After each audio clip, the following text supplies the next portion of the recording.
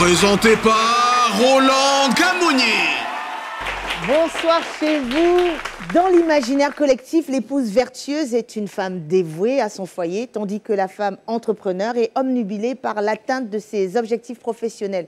Ces deux casquettes, pour la plupart, sont incompatibles. Pourtant, on rencontre de plus en plus de femmes qui réussissent à remplir pleinement ces deux rôles.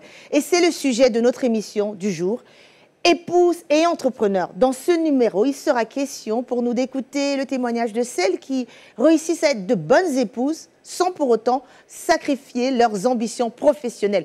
Mesdames et messieurs, c'est reparti pour...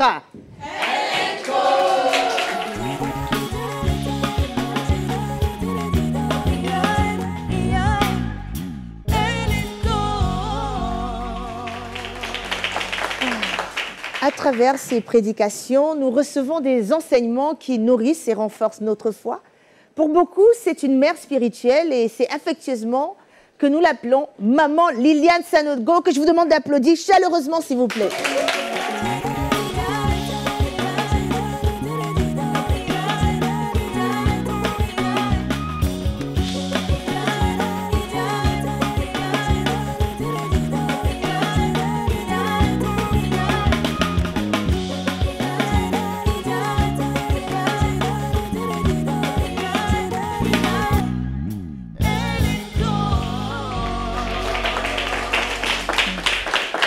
Bonsoir, maman Lily. Bonsoir, Roland. Oui. Comment ça va? Ça va. Ouais. Épouse et entrepreneur. Vous vous retrouvez? Je suis épouse, je suis entrepreneur, je suis pasteur. C'est vrai que des fois, ça donne des maux de tête, mais on y arrive. Mère d'une multitude.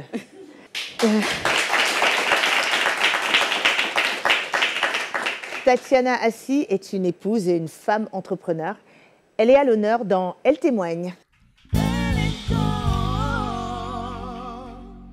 Je m'appelle Tatiana Assi, épouse Bla. Je suis entrepreneur depuis 6 ans, mariée, mère d'un petit garçon. Je suis restée longtemps célibataire. J'étais très occupée comme femme indépendante qui a une entreprise qui vient de débuter. Ça demande beaucoup de temps et d'énergie. Et on a ses habitudes de vie, on a ses façons de faire, on a une tranquillité qu'on ne veut pas déranger et vraiment une paix qu'on ne veut pas déranger. Et dans mes prières, je disais à Dieu, Seigneur, dans ce petit cocktail-là, où l'homme il va venir, je ne vois pas en fait le temps, jusqu'à ce que j'accepte le fait que un jour, il y aura quelqu'un qui viendra déranger mon petit cocktail de tranquillité. Parce que j'ai compris que la volonté de Dieu, c'était que je sois l'épouse d'un homme. La période de cheminement est une période tellement importante pour voir l'univers de l'autre. Comment la personne vit, quelles sont ses habitudes, pour voir si ça peut concorder avec nous, notre vision de la vie. Donc dans la période de cheminement, mon mari voyait que l'entreprise avait besoin de moi à 100%. Je le voyais intéressé de savoir mes challenges. Mais il a tout de suite vu que je n'allais pas être une femme qui allait être tout le temps à la maison ou bien qui allait forcément faire 9h, 17h, être à la maison à 18h pour faire son plat et tout. Petite anecdote, le premier, on va dire, rencard qu'on a eu, on devait aller au restaurant et le jour où j'avais des rendez-vous avec des clientes et je lui ai dit, là j'ai des rendez-vous, je ne peux pas sursoir à cela parce que c'est vraiment important. Et il m'a dit, je vais faire à manger et venir pour qu'on mange. Je vous assure, il a cuisiné, il est venu. Ce jour-là, j'ai dit, lui, c'est mon mari. Quand une femme est indépendante et qu'en plus elle est impulsive, ça crée beaucoup de malentendus. Notre relation au début était très conflictuelle. Je dis très conflictuelle parce qu'on n'arrivait pas à s'accorder et il a fallu vraiment beaucoup de mort à soi, des deux côtés, de mon côté et de son côté, et surtout d'appliquer la parole de Dieu et d'essayer de prier à manifester les fruits de l'esprit. Personnellement, ça m'a beaucoup aidé. Donc, on a eu l'humilité de demander de l'aide à des coachs qui nous ont conseillé Et les conseils de maman Lily, j'écoute beaucoup les conseils de maman Lily par rapport au mariage et tout. Et ça m'a permis de m'améliorer. Et ce qui fait qu'aujourd'hui, les disputes ont diminué. Et surtout, on applique le verset de la Bible qui dit « Supportez-vous les uns les autres ». La clé pour arriver à être une bonne épouse et une femme entrepreneur, c'est la sagesse. Il y a des moments où je décide délibérément de rester un mercredi à la maison parce que ça fait peut-être 10 jours que je n'ai pas eu le temps de cuisiner. De toutes les façons, je suis entrepreneur, je dispose de mon temps et de mes rendez-vous. Si c'est un vendredi, je dis « Chérie, aujourd'hui je reste à la maison, j'ai envie de cuisiner ». Je ne suis pas obligée de le faire, il ne m'impose pas. Mais c'est moi-même qui essaie quand même de faire des efforts pour ne pas qu'ils se sentent délaissés, pour ne pas qu'ils sentent que je suis totalement absente dans la maison. En conclusion, je veux donner un conseil aux femmes indépendantes qui aspirent au mariage. Le mariage, c'est un examen où on te donne le diplôme avant de passer l'examen. Parce que le mariage peut se rompre à tout moment et on le prend avec beaucoup d'humilité. S'il y a une mésentente qui n'est pas réglée, vous allez vous séparer. Donc il faut du travail. De la même façon dont on travaille sur son entreprise, c'est de la même façon dont on s'assoit et on dit « Ok, le mariage là, Dieu me l'a donné, il faut que je travaille à ce que ça marche. » Et qu'on accepte tout ce que le Seigneur va nous dire, même si ça va un peu déranger le côté femme indépendante là. Mais il faut pour que la gloire de Dieu soit manifestée dans notre mariage et que le Seigneur nous utilise pour son œuvre.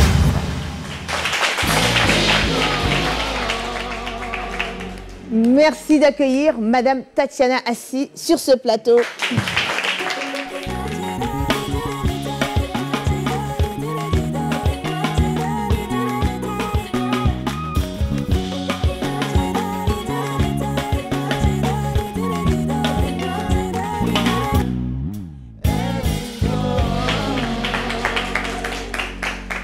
Bonsoir Tatiana. Bonsoir Rolande. Comment allez-vous? Ça va. Épouse et entrepreneur. Oui. Comment avez-vous réussi à concilier ces deux? Alors, je travaille toujours à concilier les deux, mais essentiellement par une vraie organisation personnelle et aussi par l'application de la parole de Dieu et de ce que le Seigneur veut par rapport à la femme, au rôle de la femme dans son foyer. Parce qu'aujourd'hui, il y a beaucoup de définitions de ce que la femme est, de ce que la femme doit faire ou ne doit pas faire, mais Dieu a une volonté et appliquer sa volonté par rapport au mariage permet de réussir à être épouse et entrepreneur. Mais en réalité, est-ce qu'il y a un rôle que, je ne vais pas dire prioritisé, mais est-ce qu'il y a un rôle que vous vous dites, bon, si je devais choisir, ce serait celui-là? En vrai, je pense qu'on ne peut pas choisir. Qu'on ne peut pas choisir parce que chaque personne est conçue différemment. Une autre femme n'aurait pas de problème, par exemple, à être maman au foyer, à s'occuper seulement des enfants toute la journée, tout le mois, toute l'année et ne rien faire d'autre. Mais il y a une autre femme, par exemple, qui est peut-être passionnée par l'aéronautique, passionnée par la décoration, passionnée par la formation, comme moi, qui ne peut pas exister sans ça. Donc, ça fait partie de ma personne. Du coup, à ce niveau-là, le conjoint, donc le fiancé, on va parler du moment où le choix n'est pas encore définitif, doit accepter que la femme Tatiana, c'est un tout. C'est la femme qui est passionnée de travail, d'entrepreneuriat et qui, à cela, va s'ajouter le rôle d'épouse. Et je crois que dans la vidéo, vous dites que votre mari l'a bien accepté. Mais avez-vous déjà manqué des engagements familiaux du fait de votre entreprise et peut-être vice-versa, hein? Oui. Surtout du fait de la fatigue physique, parce que souvent, la femme entrepreneur peut être très fatiguée physiquement. Donc, si monsieur veut aller au restaurant, par exemple, je suis très casanière. Et en plus, avec la fatigue, je peux vouloir reporter tout le temps. Mais c'est des choses qui peuvent causer des problèmes. Donc, à un moment, malgré la fatigue, on va s'efforcer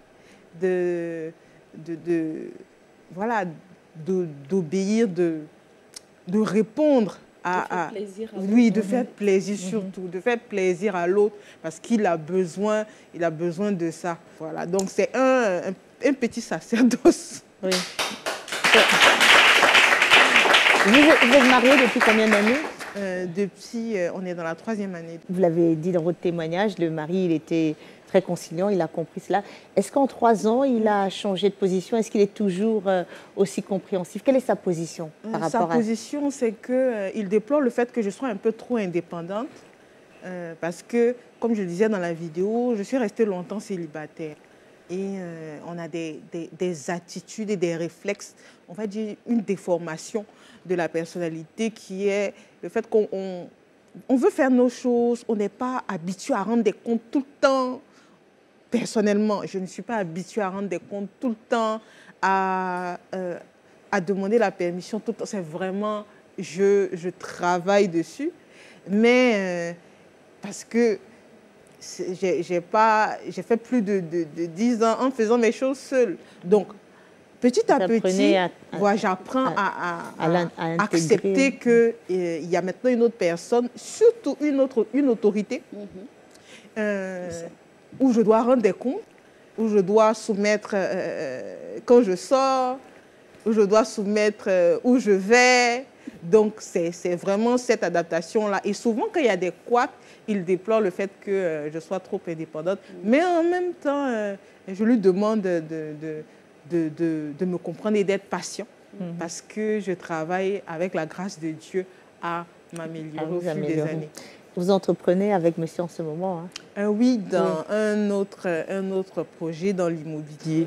Donc finalement, il vous rejoint un tout petit peu sur... Oui, finalement, il me rejoint un tout petit peu, même si je cours beaucoup, mais ça va, on converge. Vous courez beaucoup, qu'est-ce que vous voulez dire? Je cours beaucoup dans la mesure où je réfléchis toujours à quelque chose de nouveau, à de nouveaux challenges, à aller encore plus loin. Insatiable. Insatiable, voilà. Okay.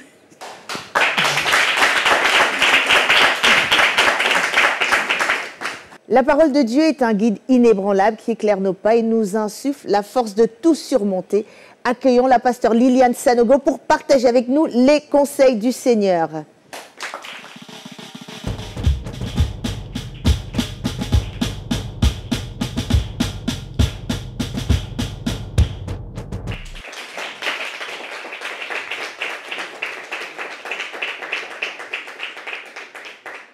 Quel bonheur d'être à LNCO et le Seigneur nous fait du bien dans cette émission.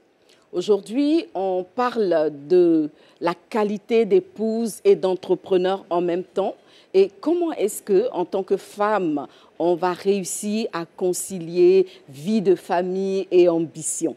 C'est une superbe question, c'est un très beau sujet parce qu'en réalité, c'est la grande question de la plupart des femmes, n'est-ce pas? Aujourd'hui, où la gente féminine va de plus en plus dans l'engagement entrepreneurial, tandis que ses responsabilités de femmes n'ont pas diminué. Vous êtes d'accord avec moi? On prend plus de charges d'un côté, mais on n'en perd pas de l'autre. Alors, bien évidemment, la question de l'équilibre, de comment est-ce qu'on arrive à gérer tout ça, se pose de façon incroyable. Et du coup, lorsque je regarde ma propre vie et celle des femmes qui sont autour de moi, j'ai juste envie de m'écrier, Seigneur, c'est quoi la recette? C'est quoi la bonne recette? Mais gloire à Dieu, il y a un verset qui me conduit au quotidien. C'est le verset de Éphésiens 4, le verset 13, qui est même le verset qui est sur mon téléphone. Et ce verset-là, Dieu merci, il y a une voix qui s'élève pour nous et qui crie « Je puis tout par celui qui me fortifie ». Voyez, ça, C'est notre force en tant que femme et particulièrement en tant que femme chrétienne. Nous pouvons trouver la force dans le Seigneur, nous pouvons nous appuyer sur lui et je veux inviter une femme qui ne connaît pas encore le Seigneur à comprendre qu'il y a une force, il y a un rocher sur lequel elle peut s'appuyer et réussir des challenges qui jusque-là ont été assez complexes. Alors, si nous nous appuyons sur le Seigneur, nous serons capables, je pense, nous serons capables de concilier presque sans problème, je vais dire presque sans problème, nos rôles de femmes, c'est-à-dire le rôle d'épouse, le rôle de mère avec celui d'entrepreneur, n'est-ce pas? Et cela fait évidemment de nous des championnes parce que, comme je le disais, entreprendre n'est pas facile pour une femme qui a des responsabilités conjugales, mais tout est possible à celle qui croit, comme nous le dit Marc 9, le verset 23. Alors, d'où vient la problématique? À ce point-là, j'aurais pu m'asseoir, mais en réalité, il y a une problématique qui demeure quand même. Pourquoi? Parce que avoir la capacité ne signifie pas y arriver. Voilà. On peut avoir une capacité et en Christ, nous avons la capacité de réussir nos challenges, nous avons la capacité de faire des exploits, mais le fait d'avoir la capacité ne nous donne pas forcément la victoire. Voyez, même quand cette capacité est divine, il est important de mettre en place une organisation, un processus pour faire opérer la parole de Dieu en nous. Donc, cela va justifier un peu mon message de ce jour. Donc, je vais vous emmener dans un certain nombre de principes, de points que si nous appliquons en tant que femmes, nous allons réussir à relever ce défi-là, qui est de concilier notre rôle d'épouse avec celui d'entrepreneur. Le premier point, c'est la nécessité de prendre conscience de son identité de femme et des rôles qui y sont attachés. Ça, c'est important parce qu'un homme qui entreprend et une femme qui entreprend, ce n'est pas du tout pareil. Voilà. La femme a des caractéristiques et des responsabilités qui vont faire que son monde d'entrepreneuriat va être différent de celui de l'homme. Je pense qu'une femme sait de quoi je parle. En général, un homme, quand il se lève le matin, il va prendre sa douche. S'il est habitué du petit déjeuner, il va prendre son petit déjeuner. Et le point suivant, il va chercher son attaché-caisse pour prendre la route du boulot, de l'entreprise, etc. Une femme qui est mariée, qui a des enfants, je vous assure qu'elle ne peut pas se permettre d'avoir le même circuit. Je sais de quoi je parle parce que j'ai essayé. Voyez, j'ai essayé. Il y a des fois, je me suis levée avec mon mari, on s'est apprêté et tout. Il a pris son sac, il partait. Moi, je prends mon sac, je le suis et par derrière, j'entends une voix, « Maman !» Je dis, « Qui m'appelle ?»« Maman, je ne trouve pas mon t-shirt de sport. » J'ai dit, « Aïe, aïe, aïe, Seigneur. » J'avais oublié que j'étais une mère. Voyez. Donc, être femme nous met dans un contexte différent de celui des hommes. Et il est important de le savoir.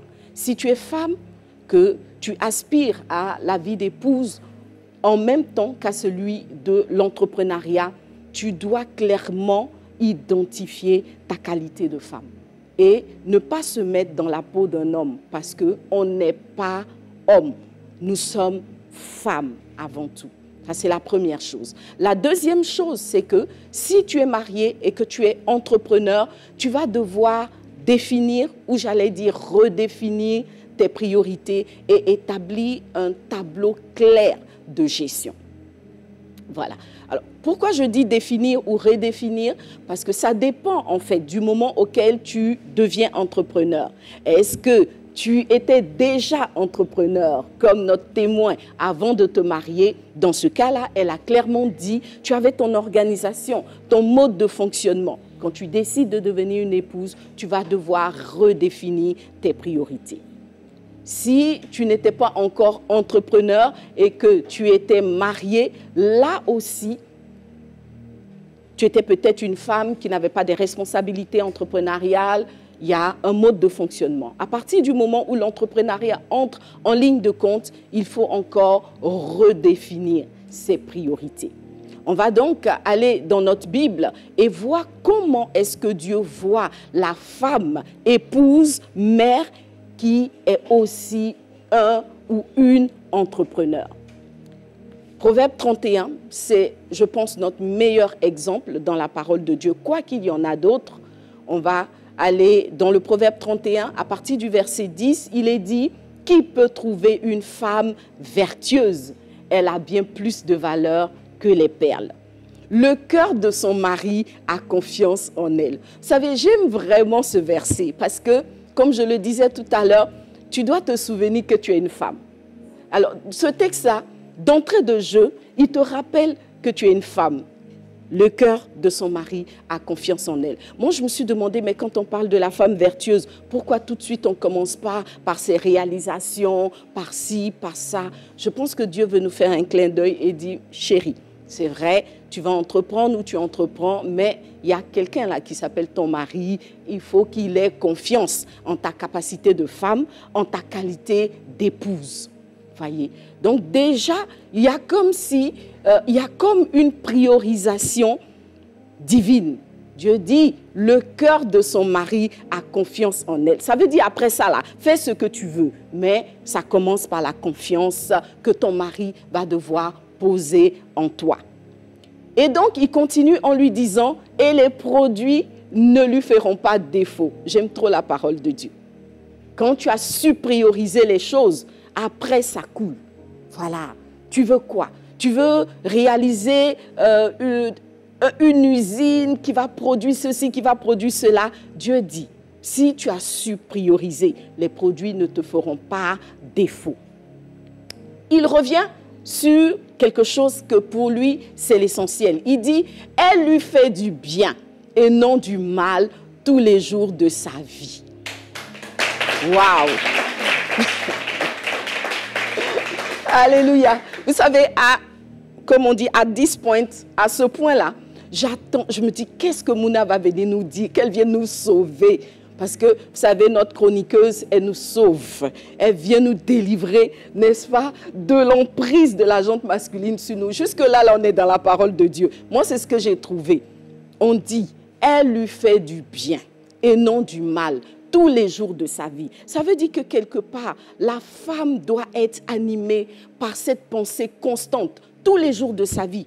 Chaque matin qu'elle se lève, elle doit se dire, je dois faire du bien à ce mari-là, cet homme qui est dans ma vie. Je ne dois pas lui faire du mal. Alors ça donne le timing de la journée. Ça donne le plan du mois. C'est un point essentiel. Tout ce que je vais positionner après doit venir être en conformité avec cette parole. Voyez. Et je pense que c'est là où des fois certaines femmes entrepreneurs se perdent et qu'elles se mettent le mari à dos. Parce que quand elles se lèvent le matin, elles ne se disent pas « cette journée-là, j'ai beaucoup de rendez-vous, j'ai des challenges, mais je dois lui faire du bien et non du mal. » Voyez. Ensuite, Dieu passe à l'autre étape. Du coup, on rentre dans son entrepreneuriat. Elle se procure de la laine et du lin. Elle travaille d'une main joyeuse. Voyez, elle est comme un navire marchand. Elle emmène son pain de loin. Elle se lève lorsqu'il est encore nuit. Et elle donne la nourriture à sa maison et la tâche à ses servantes. Waouh! Quel passage! Vous savez, quand je regarde cette femme, je me dis, waouh! C'est comme ça en fait. Ensuite, elle va là, elle revient. Elle va là, elle revient. Ça veut dire, tu as les yeux sur ton entreprise, mais il y a un tableau de bord qui doit te ramener chaque jour sur ta maison. Ok, je pense à un champ, mais est-ce que j'ai donné les instructions aux servantes? Je veux faire ceci, mais est-ce que les enfants ont tout ce qu'il leur faut? Voyez, ça, c'est le mindset de la femme épouse et entrepreneur. La Bible dit, elle pense à un champ et elle acquiert. Dieu n'a pas de problème. Il n'a pas de problème avec tes projets. Il n'a pas de problème avec ton développement en tant que femme entrepreneur. Tu vois, du fruit de son travail, elle plante une vigne.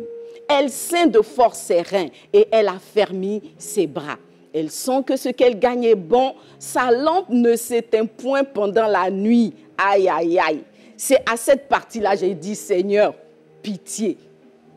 Voyez, pitié. Parce que la femme entrepreneur, elle a beau avoir des responsabilités au travail. Il faut qu'elle sache que ce qui est de la maison va l'attendre. Voilà. Si tu es une femme entrepreneur et que tu as complètement tout délégué dans ta maison à une autre personne, sache que tu vas peut-être garder ton entreprise, mais il y a un risque que tu perdes le foyer. Alors, qu'est-ce que la femme entrepreneur fait? Elle a travaillé toute la journée dehors. Quand elle rentre, si elle doit veiller pour que la maison fonctionne, Dieu dit, ta lampe ne doit pas s'éteindre. La lampe, c'est aussi le symbole de la veille. Je veille, je reste attentive en tant que femme. Même si j'ai de grosses responsabilités dehors, je garde une veille sur ma maison. Ma lampe ne s'éteint pas. Il ne faut pas que la comptabilité de l'entreprise te perde quelque part. Il ne faut pas que les challenges de conquérir de nouveaux marchés te fassent oublier que tu as des enfants dont il faut assurer l'éducation. Tu as un époux qui attend ton retour pour pouvoir passer du temps avec toi. Ta lampe doit rester allumée. Alléluia. On va continuer notre texte. Elle met la main à la quenouille et ses doigts tiennent le fuseau. Elle tend la main au malheureux, elle tend la main à l'indigent. Elle ne craint pas la neige pour sa maison, car toute sa maison est vêtue de cramoisie. Elle se fait des couvertures, on continue. Elle a des vêtements de fin lin, de pourpre. On va s'arrêter là. Elle a des vêtements de fin lin. Pour dire que, quelque part, malgré toutes ces occupations-là, il doit se glisser au milieu le fait qu'elle reste une femme agréable, qu'elle reste une femme qui fait plaisir à voir.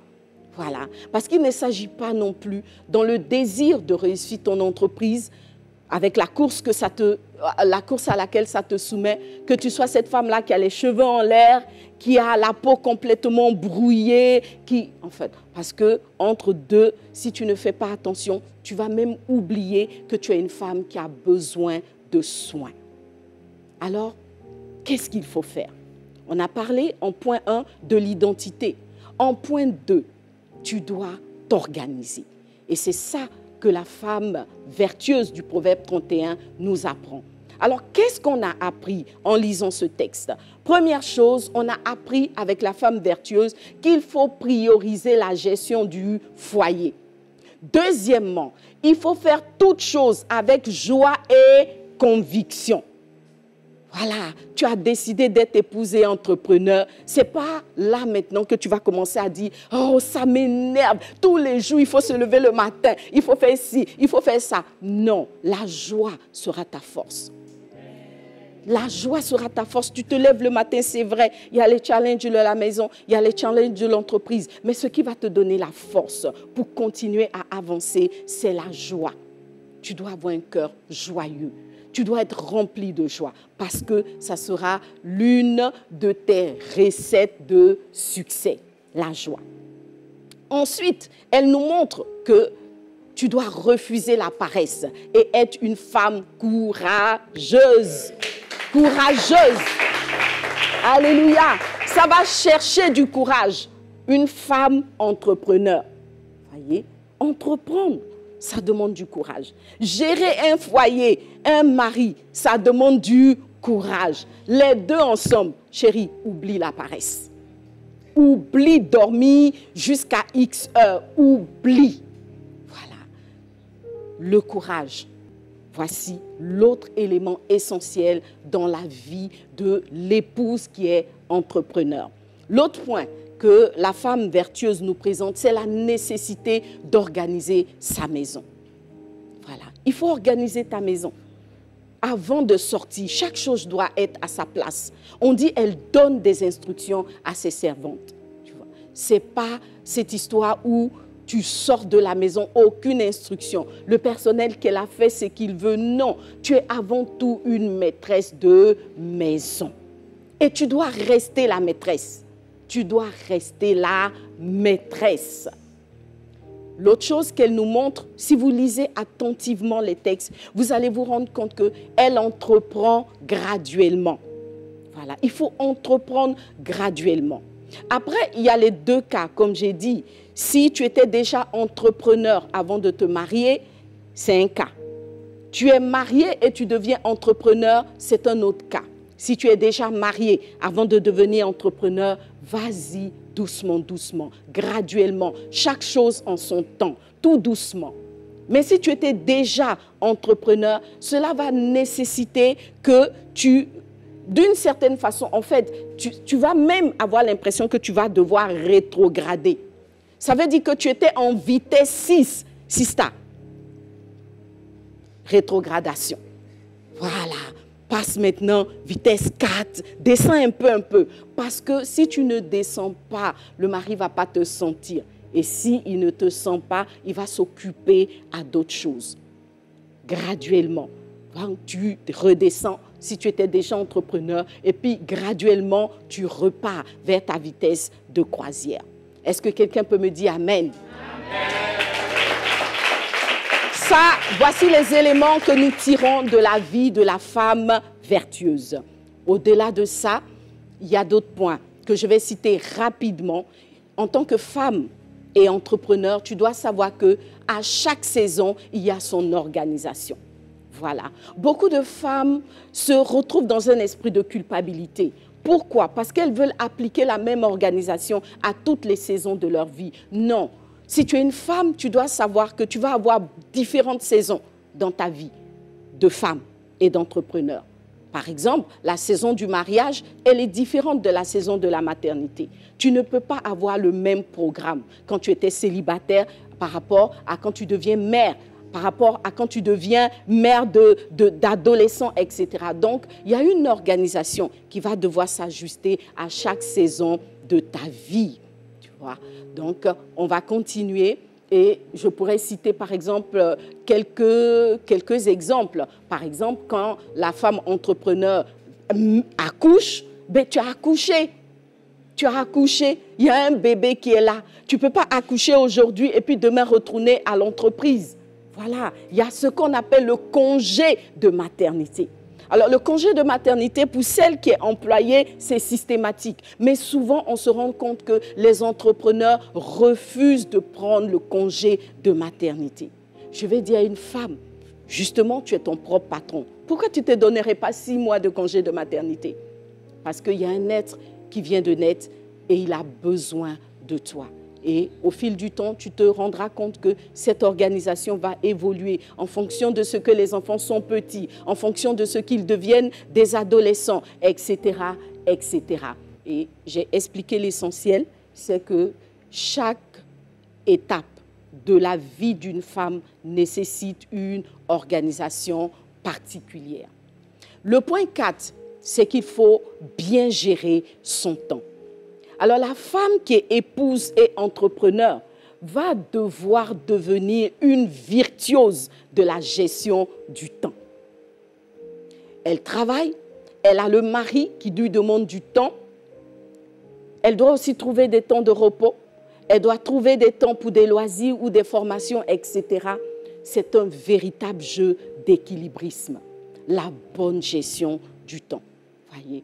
Alors, on a beaucoup de méthodes de gestion du temps. Je pense par exemple à la méthode au cadran Eisenhower qui permet de mettre chaque chose à sa place, etc. Si tu veux être une businesswoman, tu dois maîtriser la gestion du temps. Ce qui est important, ce qui est inutile, ce qui est urgent, etc.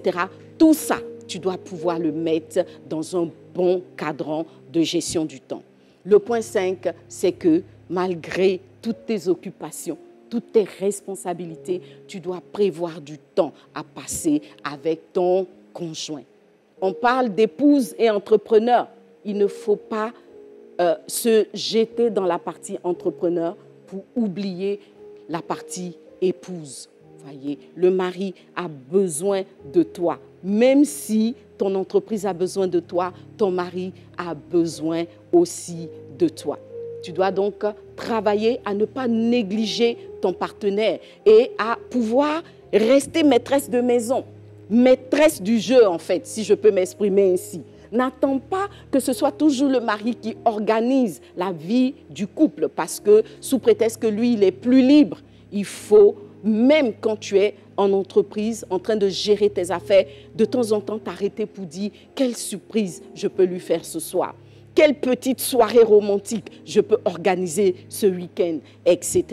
Prévois du temps à passer avec ton mari. Le point suivant, c'est que tu dois prévoir aussi du temps de qualité à passer avec tes enfants. Tu dois prévoir du temps de qualité à prévoir avec tes enfants parce que tes enfants n'ont personne d'autre que toi.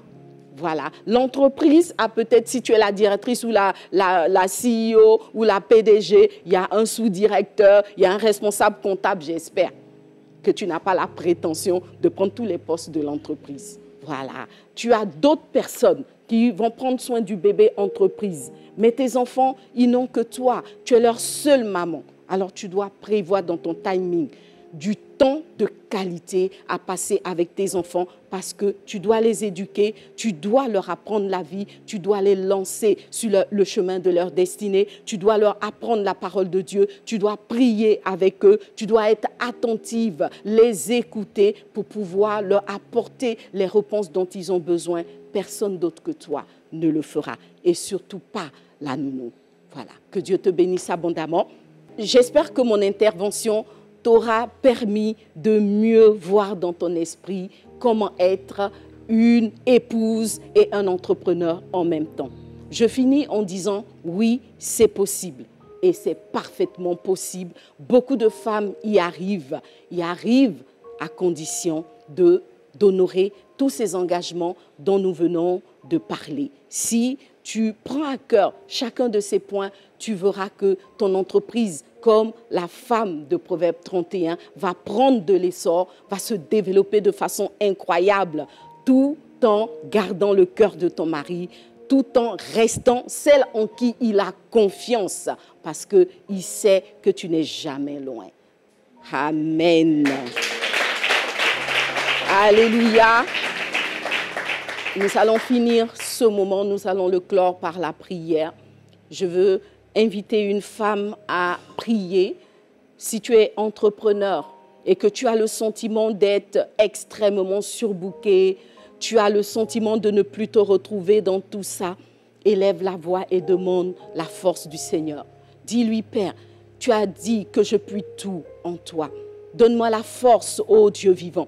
Donne-moi la révélation de ce qui me donnera d'y arriver, Père. Fais de moi cette femme extraordinaire, cette femme à l'image de la femme de Proverbe 31, celle qui sait mettre chaque chose à sa place et qui arrive, malgré tout, à être une épouse et un entrepreneur. Aide-moi, Seigneur. Aide-moi, Seigneur. Si tu avais déjà pris une voie et que tu sens que ce n'est pas la bonne, répands-toi. Peut-être que tu es aussi trop épouse au détriment de ton entreprise. On ne te voit pas à l'entreprise pendant des mois. Répands-toi aussi, parce que l'entreprise est aussi ton bébé et il a besoin de toi.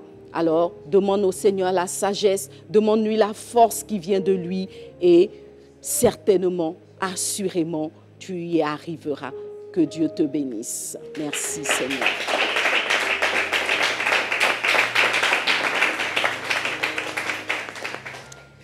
Merci, pasteur. Nous revenons dans quelques minutes après la pub.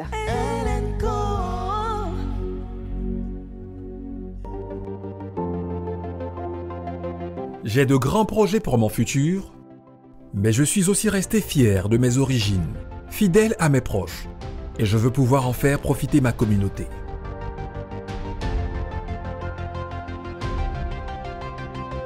Ce pouvoir, je l'ai enfin trouvé grâce à AFG, un groupe africain nouvelle génération, un vrai partenaire dans la banque et l'assurance, où la simplicité des démarches, la proximité et la performance ne sont pas de vains mots.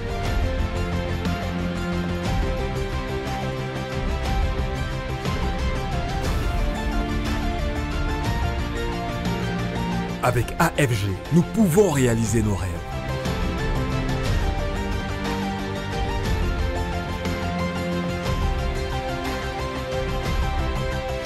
AFG, et tout devient possible. Tout projet débute par la préparation. Et quand il est question de bâtir, je suis votre allié. Parce que j'offre à vos travaux des finitions parfaites et une excellente résistance pour des réalisations à la fois solides et esthétiques.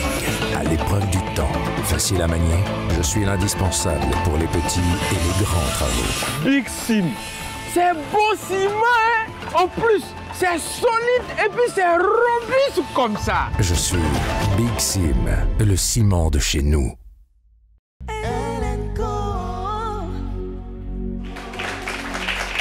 De retour sur le plateau de Hélène Co après la prédication du pasteur. Alors Tatiana, qu'est-ce que vous en retirez de cette prédication, de ce qui a été dit? Alors je retiens que c'est possible de réussir à concilier les deux casquettes, épouse et entrepreneur. D'abord avec l'aide de Dieu, parce que la parole de Dieu dit « Je puis tout par celui qui me fortifie ».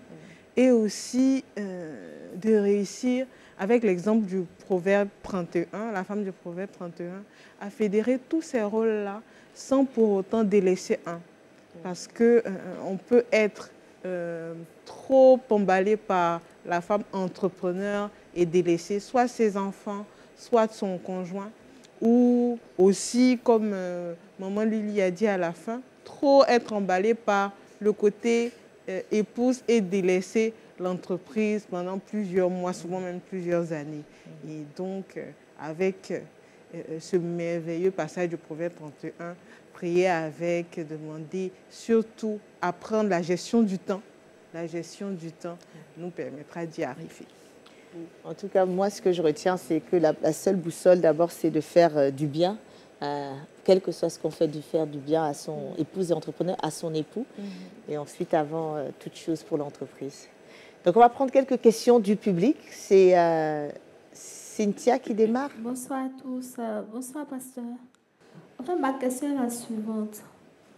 Comment arriver à calmer son calme lorsque nous traversons des moments difficiles dans son entreprise?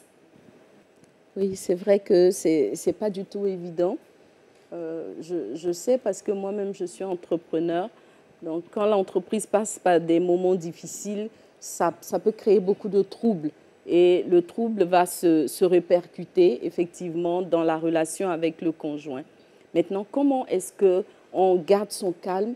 Je pense qu'on va garder son calme en partitionnant, en cloisonnant. Voilà. En tout cas, moi, c'est la méthode que j'utilise. Je cloisonne, je me dis, je ne vais pas emmener les soucis de l'entreprise dans mon couple. Voilà. J'essaye de réfléchir pour l'entreprise quand je suis de ce côté-là. Et puis, quand je rentre à la maison, je ferme la porte, en quelque sorte, de l'entreprise et j'essaye d'être pleinement présente pour la maison. Maintenant, de temps en temps, je vais échanger avec mon mari pour qu'il me donne des conseils. Mais j'évite vraiment d'emmener les troubles de l'entreprise dans la maison. Merci Tatiana pour votre témoignage. Le moment que vous attendez tous est arrivé. Voici pour vous la chronique décalée de Mouna.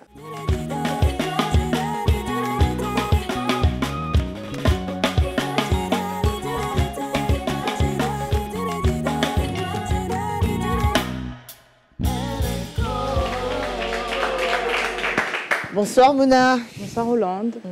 Bonsoir pasteur. Et bonsoir chez vous. Alors, bienvenue dans votre chronique préférée que vous aimez tant, la chronique décalée. Alors, installez-vous confortablement, attachez vos ceintures car nous décalons maintenant. Alors, autant vous dire, chers messieurs, j'avais pourtant promis vous donner un peu de répit. Malheureusement pour vous, lors de sa prédication, mon pasteur m'a appelé à la rescousse. Tagué, oui. Voilà, mon pasteur qui est quand même une autorité que Dieu a établie sur ma vie. Alors, jugez si il est bon que je lui obéisse à elle ou à vous. Enfin bref, alors le sujet du jour, est-ce qu'une femme peut concilier vie de famille et ambition? Est-ce qu'elle peut être 100% épouse et 100% entrepreneur? Alors, Alors moi, je dis que si le jour n'empêche pas la nuit, le soleil n'empêche pas la lune, la fraîcheur n'empêche pas la chaleur, alors l'épouse n'empêche pas l'entrepreneur. Oui. Waouh.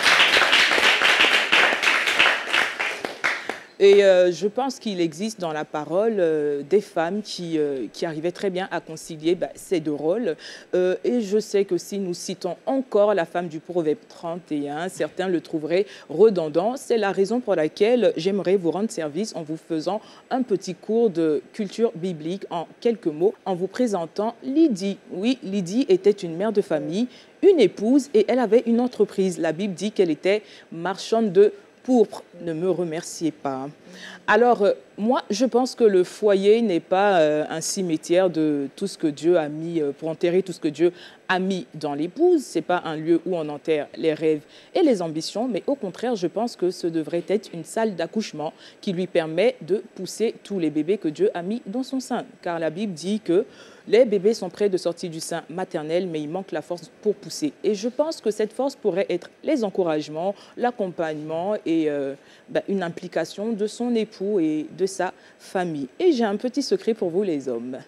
Alors, encouragez vos femmes à entreprendre est de votre intérêt. Oui, il y va de votre notoriété et de votre considération, car la Bible dit, oui, dans le livre de Proverbe 31, que grâce à cette femme qui entreprenait, n'est-ce pas, le mari était considéré aux portes. Oui, on parlait d'un homme parce qu'une femme entreprenait. Alors, si vous voulez sortir de l'anonymat, encouragez vos femmes à l'entrepreneuriat. Que Dieu vous bénisse et à bientôt pour une nouvelle chronique.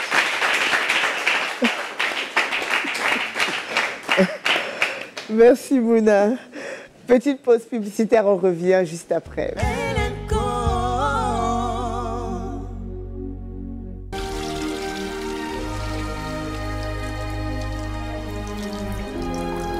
Au cœur d'un mystère ancien. Découvrez le sens caché du miracle de Cana et comment transformer votre eau en vin nouveau. J'ai besoin d'un vin nouveau pour mon couple. Un livre en 2 tomes de l'apôtre Mohamed Sanogo qui vous guidera pour entrer victorieusement dans le mariage, préserver votre couple et vivre une restauration profonde. Soyez prêts à vivre ce nouveau voyage de bonheur produit par la gloire et la grâce de Dieu. Soyez prêts à recevoir ce vin nouveau. Soyez prêts à le déguster sans modération. Inédit. Le tome 1, vin de vigne et vin d'eau, disponible dès ce dimanche 2 mars 2025. Infoline, plus 225 01 03 80 03 38.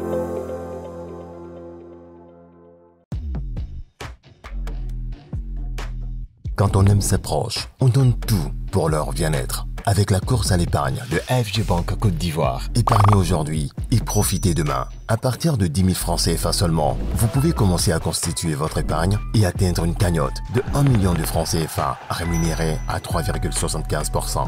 La course à l'épargne, c'est aussi un dépôt à terme rémunéré jusqu'à 7%. À la clé, nous vous accompagnons dans la réalisation de vos projets. Parce que votre projet de vie compte. Avec la course à l'épargne, AFG Banque Côte d'Ivoire, commencez dès aujourd'hui votre épargne et profitez-en demain. Offre soumise à condition. Contactez votre conseiller client. AFG Banque Côte d'Ivoire et tout devient possible.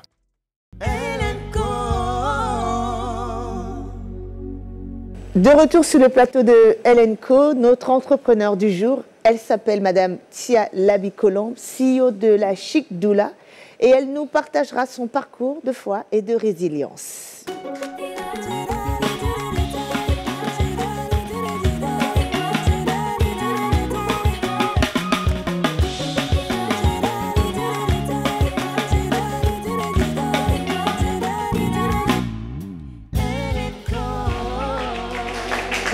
Bonsoir Colombe, bienvenue dans LNCO.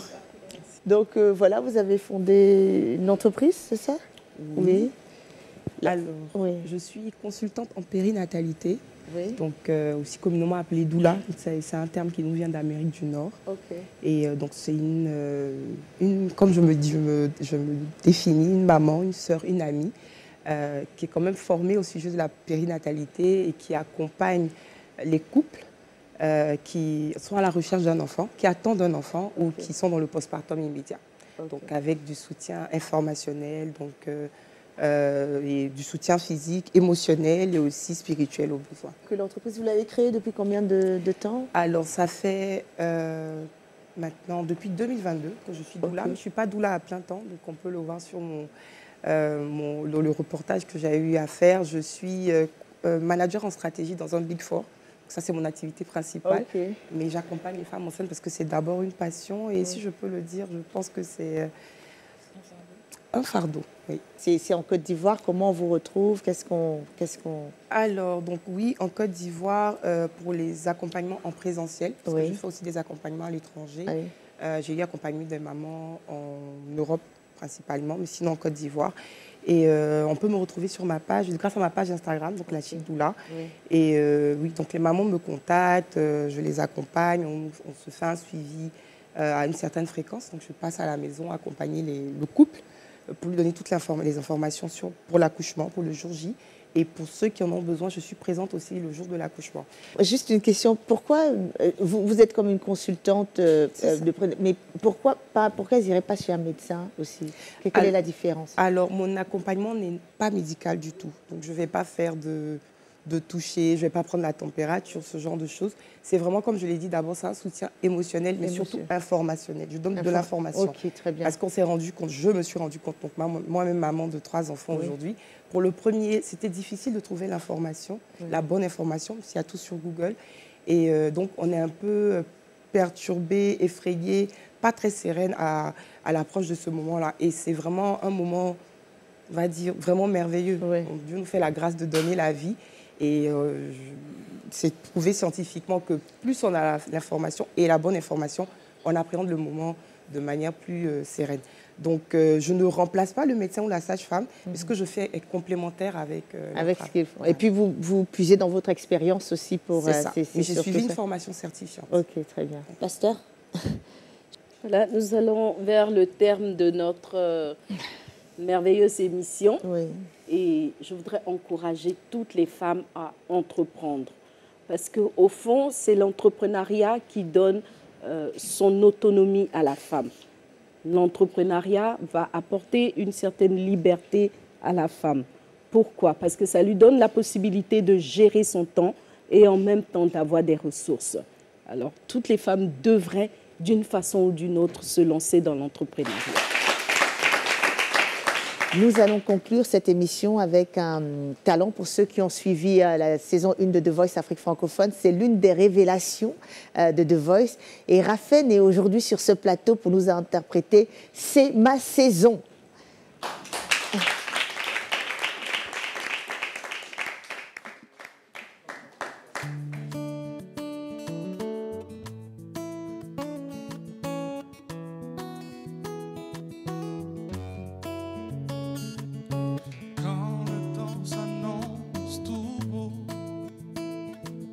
S'apprête à te donner son plus beau sourire. Le jour de la routine en fin chaos. Le temps est favorable, prêt à te sourire. Mon Dieu s'apprête à te bénir. Il a entendu ton cri. Ma saison de gloire est naquie. Nouvelle saison, oui, j'y suis. C'est ma saison. C'est ma saison. Ma saison de rayonner. Ma saison de régner. Il a entendu ta prière.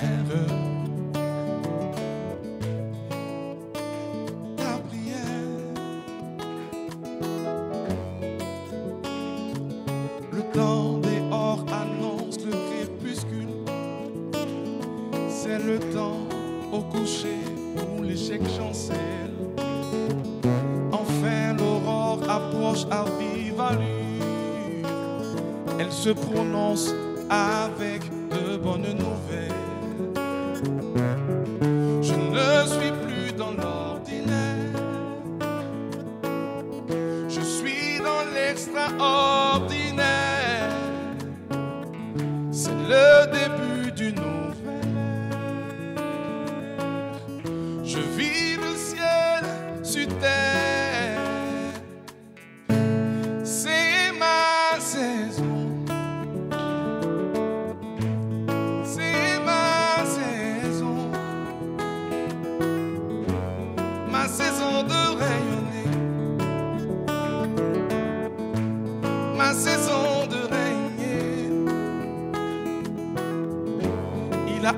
entendu ta prière. Il a exaucé ma prière.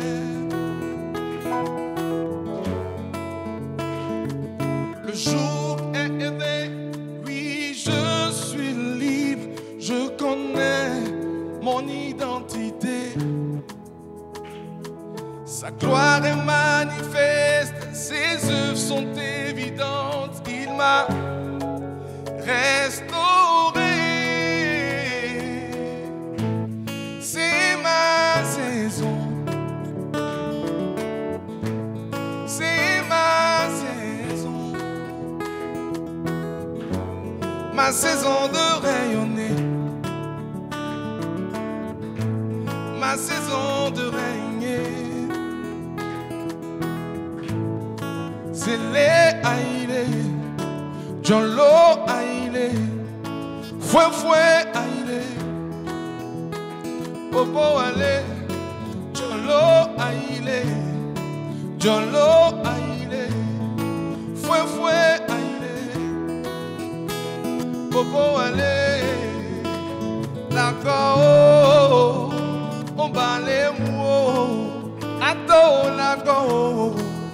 Ayo naza la go ebue yo ato la go ayo naza sikbalele aile ato la go nyesa sikbalele eja uri tijalele todo reño suño la go